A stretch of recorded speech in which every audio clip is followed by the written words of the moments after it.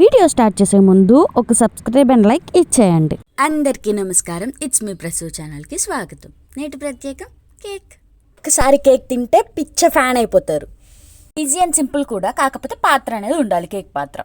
First కేక్కి eggs అనేవి main అనమాట. So eggs కావాలి కాబట్టి గ్లాస్డ్ ఎగ్.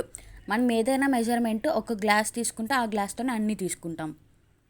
సో గ్లాస్కి ఎన్ని ఎగ్స్ పడితే అన్ని కొట్టేసి మిక్స్ చేసేసేయండి.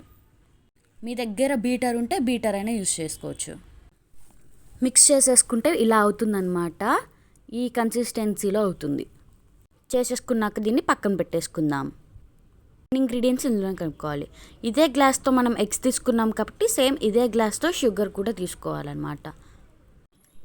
షుగర్ దీంతో తీసుకుంటాం కదా, తీసుకున్నప్పుడు కొంతమంది షుగర్ పౌడర్ యూస్ చేస్తారు. సో షుగర్ పౌడర్ కూడా యూస్ చేసుకోవచ్చు, లేదంటే ఫస్ట్ షుగర్ని పౌడర్ చేసుకోవచ్చు, ఆర్ డైరెక్ట్గా కూడా యూస్ చేసుకోవచ్చు. ప్రాసెస్ కష్టంగా ఏమి ఉండదు. అన్నీ మన దగ్గరే పెట్టుకుంటే లగాల్సిన పని ఉండదు. ఒకేసారి వేసేసుకుంటాం, చేసేస్తాం అన్నమాట.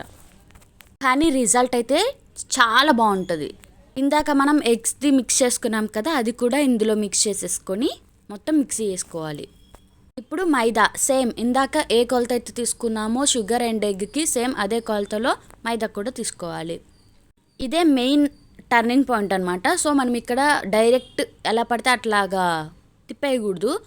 ఏదైనా తీసుకుని దేంతో తిప్పినా కానీ ఓన్లీ వన్ డైరెక్షన్లోనే తిప్పాలి. ఫస్ట్ అంటే క్లాక్ వైజ్లోనే, మళ్ళీ యాంటీ క్లాక్ వైజ్కి వెళ్ళకూడదు. అంటే ఫస్ట్ ఇట్లా వెళ్తున్నామంటే మళ్ళీ వెనక్కి తిప్పి గెరెట్తో తిప్పకూడదు. లంప్స్లా ఫామ్ అయిపోయి కేక్ చెత్త అయిపోతుంది.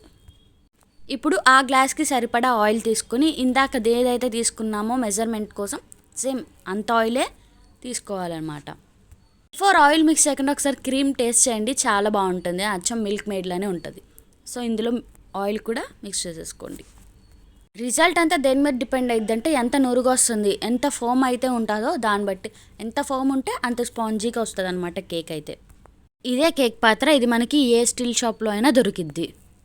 ఇందులో మనం కేక్ చేసుకోవాలి. బేక్ చేసుకోవడానికి మనకి కింద శాండ్ కూడా కావాలి, అది కూడా చూపిస్తాను, ఓకేనా.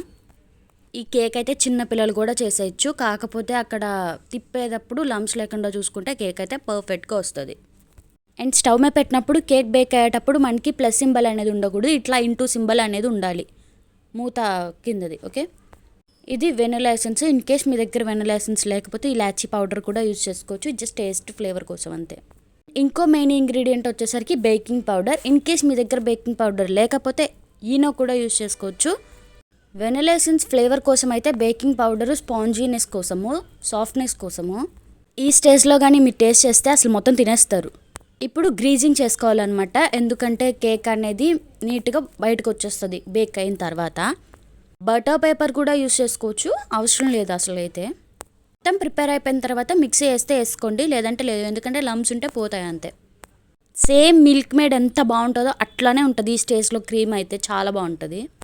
అండ్ కేక్ అస్సలు హై ఫ్లేమ్లో పెట్టి కుక్ చేయకూడదు, దానివల్ల మాడిపోతుంది అనమాట. కేక్ అస్సలు బేక్ అవ్వదు లోపల. పొజిషనింగ్ అయితే ఇట్లా చేసుకోవాలన్నమాట. శాండ్ అందులో వేసేసుకొని దానిపైన ఫిక్స్ చేసుకోవడమే.